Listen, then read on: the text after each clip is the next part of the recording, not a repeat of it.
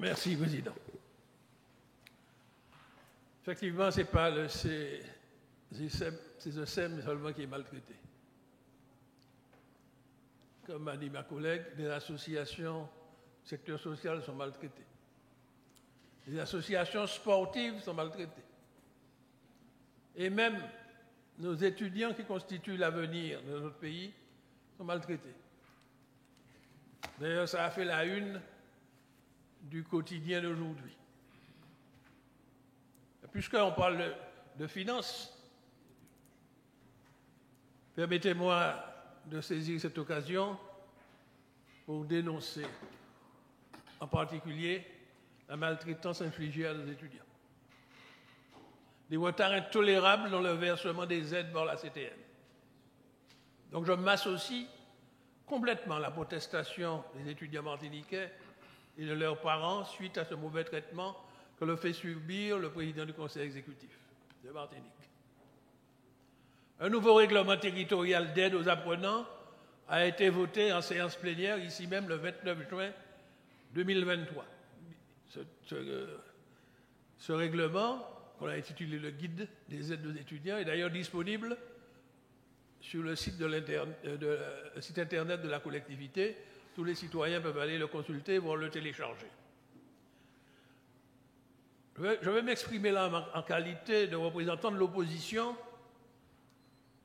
au sein de cette commission d'aide aux étudiants. C'est cette commission qui est chargée d'examiner les demandes d'aide déposées par les étudiants martiniquais et d'attribuer ces aides. Personnellement, contrairement à certains élus de la majorité, je m'efforce d'être présent à toutes les réunions de cette commission. Parce qu'il faut donner beaucoup d'attention, porter beaucoup d'attention à ce dispositif financier essentiel. Je peux dire, je prends sous le contrôle des collègues qui y sont, lorsque les conditions requises sont remplies par le dossier de demande d'aide, et que les services administratifs nous garantissent que les crédits budgétaires sont disponibles, la commission attribue les aides. Et le président du conseil exécutif est chargé ensuite de mandater et de faire verser ces aides aux étudiants. Pour la campagne qui s'est ouverte le 15 juillet 2024, la commission s'est réunie une première fois le 31 juillet 2024. Nous avons attribué 19 aides.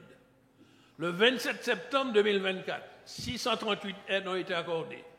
Le 29 octobre 2024, 722 aides ont été accordées. Le 6 décembre dernier, 605 aides de toute nature ont été accordées. On nous a garanti qu'il y avait des crédits disponibles.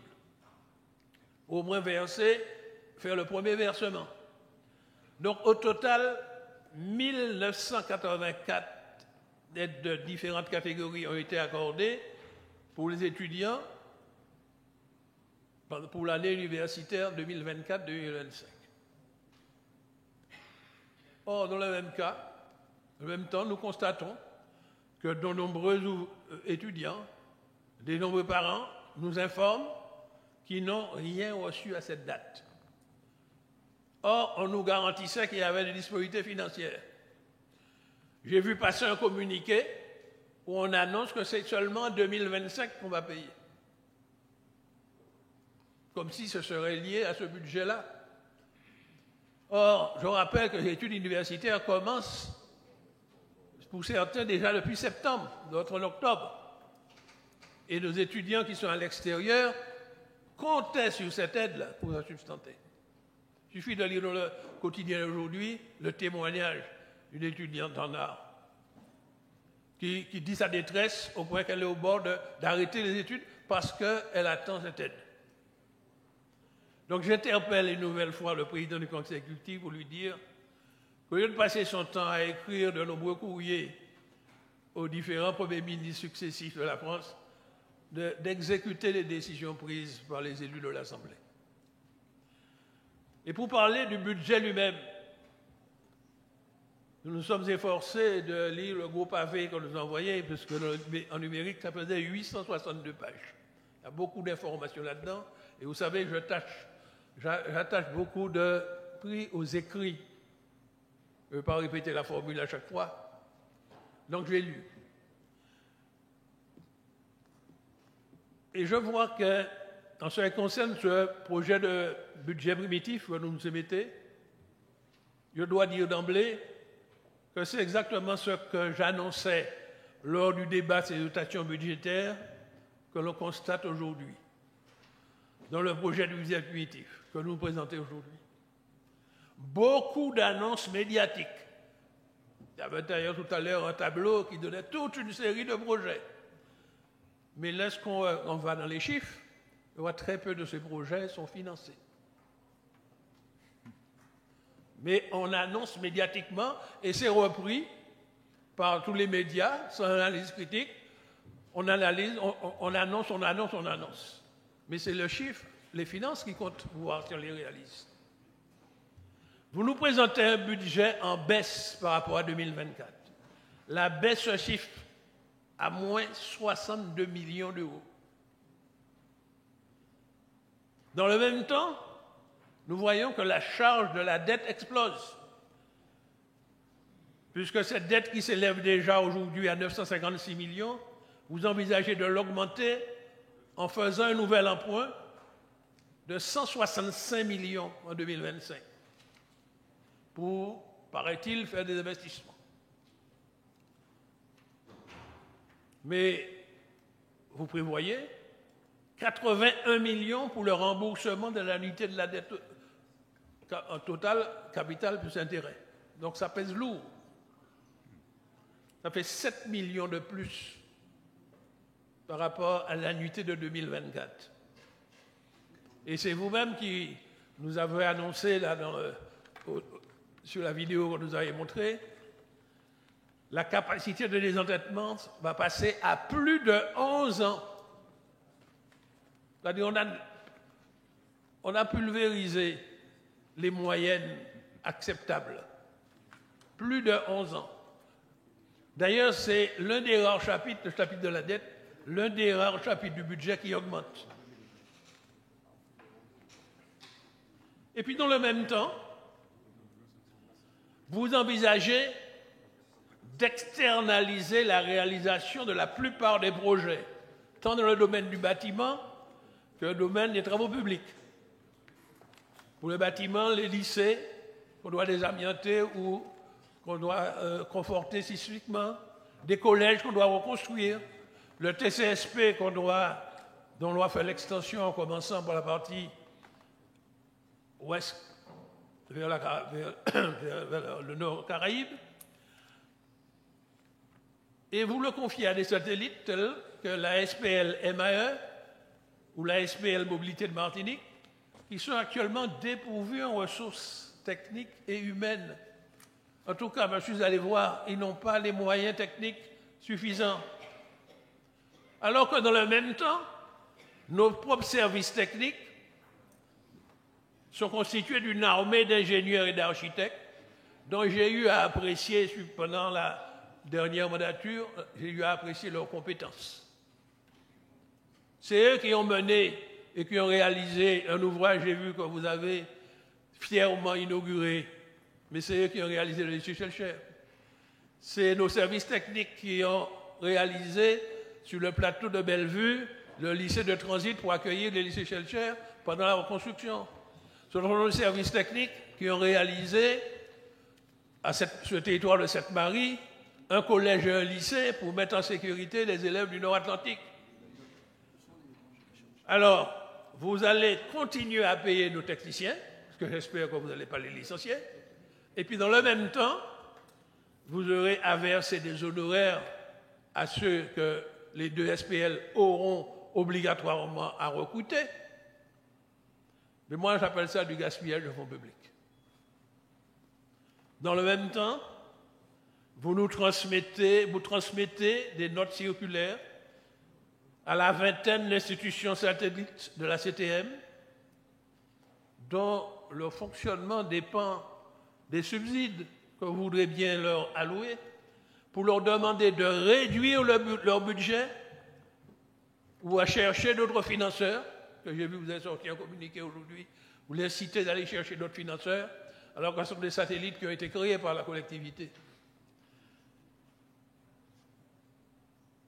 Quitte à mettre en difficulté leur personnel. Et vous avez vu qu'il y a des inquiétudes qui commencent à poindre, puisqu'il y a eu des lettres qui ont été transmises aux médias, parce que le personnel devient inquiet, parce que leur direction vient de dire qu'ils sont en difficulté, parce que soit les budgets ont diminué, soit on les attend, on attend les versements des sommes promises, ou bien on leur annonce qu'en 2025, les budgets vont diminuer. Mais quelle aberration. Lorsque nous examinons dans le détail votre projet de budget primitif, qu'est-ce que l'on constate? Un domaine de compétences essentielles, l'enseignement, la formation et l'apprentissage, alors que vous déclarez vouloir augmenter les compétences de nos jeunes, mais nous constatons que vous diminuez de 35% au niveau des investissements, de 6,6% au niveau du fonctionnement, des crédits que vous avez affichés. Quand je compare le montant que vous proposez pour 2025 par rapport à 2024. Dans le chapitre concernant les transports, au même moment où Martinique Transport décide d'étendre les lignes, en particulier le transport public maritime, avec des prix de titres de transport assez attractifs, nous avons décidé à Martinique Transport d'étendre ces lignes vers le nord Caraïbes, vers le sud Caraïbes jusqu'à Zanzibar pour répondre aux souhaits des usagers.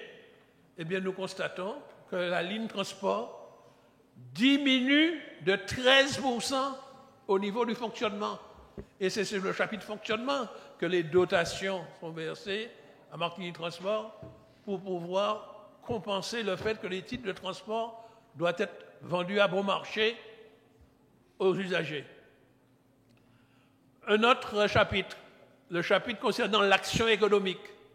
Alors j'entends un tas de belles déclarations médiatiques où il faut développer, etc. On envisage de faire beaucoup de choses, mais on constate que l'action économique, un chapitre qui est très attendu par nos entreprises, eh bien, au niveau de ce chapitre-là, les crédits inscrits seront diminués de 3,3% au niveau des investissements et de 39% au niveau du fonctionnement.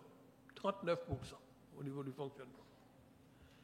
Dans le chapitre culture, vie sociale, ma collègue en a parlé, jeunesse, sport et loisirs, contrairement aux déclarations faites aux associations, puisque nous voyons toutes les communiqués que vous sortez, pour leur remonter le moral, leur faire espérer, mais nous constatons que ces crédits inscrits seront diminués de 4,3% au niveau des investissements et de près de 8% au niveau du fonctionnement.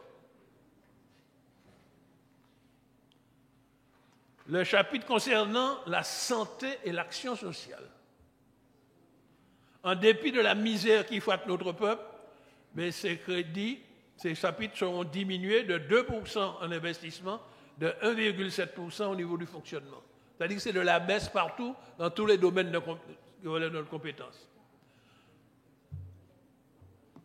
Lorsque l'on sait que par ailleurs, vous avez décidé de baisser, pendant que vous baissez dans tous les domaines de compétences, vous-même vous décidez de baisser nos propres recettes en supprimant l'octroi de mer sur des milliers de marchandises, pour soi-disant faire baisser les prix dans les grandes surfaces. Mais en réalité, vous sauvegardez les bénéfices des grands capitalistes, de la grande distribution, qui fixent librement leurs prix au détail comme bon leur semble. Parce que la loi n'a pas changé, on est encore en système de prix libre. Alors j'entends tel ou tel grand capitaliste, dans les déclarations qu'il fait à la presse, dit qu'il s'engage à partir du 1er janvier de descendre, mais il dit quoi? Il dit qu'il va descendre de 5%. Alors regardez le cadeau que vous leur faites pour l'octroi de mer, mais lui il annonce que lui c'est 5%, il va baisser. Bon. Parce que lui aussi, il attend la décision de l'État, il attend la continuité territoriale, c'est-à-dire le PDG de GBH reprend exactement le même vocabulaire que j'entends dans la bouche de certains dirigeants de la CTM. Drôle de coïncidence. Alors, je vais conclure.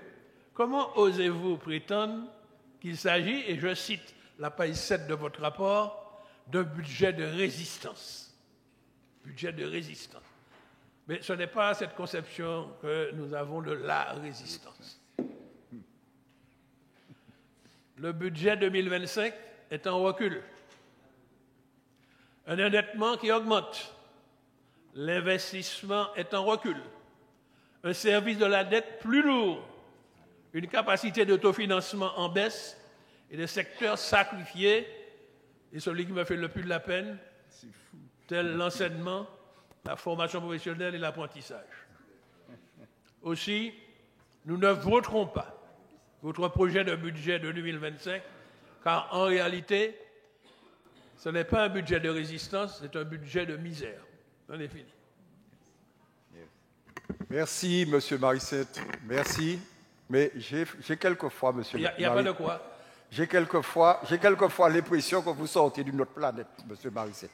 Je ne sais pas pourquoi. Alors, tout d'abord, pour vous dire que je ne vous ai pas interrompu. Vous êtes psychologue. Laissez-moi. Non, mais je ne vous ai pas interrompu. Et vous m'insultez, il paraît que je suis un extraterrestre. Parce que je ne comprends pas que vous appartenez. Je ne peux pas admettre que vous m'insultez en disant que je ne suis pas un humain, je suis un extraterrestre. Financièrement, j'ai l'impression. Lorsqu'on sort d'une autre planète, on est un extraterrestre. Mais financièrement, je le crois. Alors je m'appelle E.T., c'est ça? Ouais. Financièrement, oui. Au moins, Madame Léontin, j'ai entendu qu'elle nous a dit, voilà, c'est un budget c'est vrai, c'est un budget difficile, c'est un budget de résistance, c'est un budget qui correspond à la situation dans le pays lequel vous vous trouvez, parce que vous appartenez toujours à la République française, et qu'en France, c'est 60 milliards qu'on nous demande de réduction à tout le monde. Donc, quand vous êtes étonné que nous faisons un certain nombre de coupes sombres, de réduction de charges, nous allons dans la même direction que celle qui nous est imposée par l'État français. La même. C'est 200 millions, M. Marissette, si vous ne le savez pas, qui seront de moins sur les budgets des collectivités. Vous n'écoutez pas vous n'écoutez pas, j'ai l'impression que vous n'écoutez pas les nouvelles, vous n'écoutez pas. C'est incroyable. Et puis quand vous me dites que nous ne sommes pas, quand vous parlez des étudiants, M. Marissette, vous m'envoyez ça à moi aussi parce que je participe avec vous à la réunion, à toutes les réunions, sauf si je suis toujours présent. Et quand le conseil exécutif n'est pas là, M. Arnaud Onekoua et moi, c'est nous qui assistons, c'est nous qui assurons la présidence de cette commission. Donc, il ne faut pas dire que les gens de la majorité ne viennent pas, ce n'est pas vrai. C'est pas vrai. Ils sont toujours là. Je suis toujours là, madame, tous ceux qui sont là, M. Onekoua, Madame Akusaden, moi-même, nous sommes toujours là. Il ne faut pas faire croire aux gens que nous ne venons pas. Puisque c'est nous qui assurons, M. Marissette. Heureusement, j'ai les procès-verbaux, je vais les publier. Ouais. J'ai les procès-verbaux, je vais les publier. Alors, tout le monde verra si ça arrive, qui est présent, qui est absent. Ah bon, je vais publier les procès-verbaux. Vous ne laissez pas. Quand c'est quelqu'un d'autre qui parle. Publier les preuves. Quand c'est quelqu'un d'autre qui parle, vous savez interrompre. Je vais apprendre à vous interrompre. Je n'aide pas qu'on m'insulte. Ouais. Mais c'est vous, M. Marissette, je vais qui publier les mentez. procès-verbaux. C'est vous qui mentez.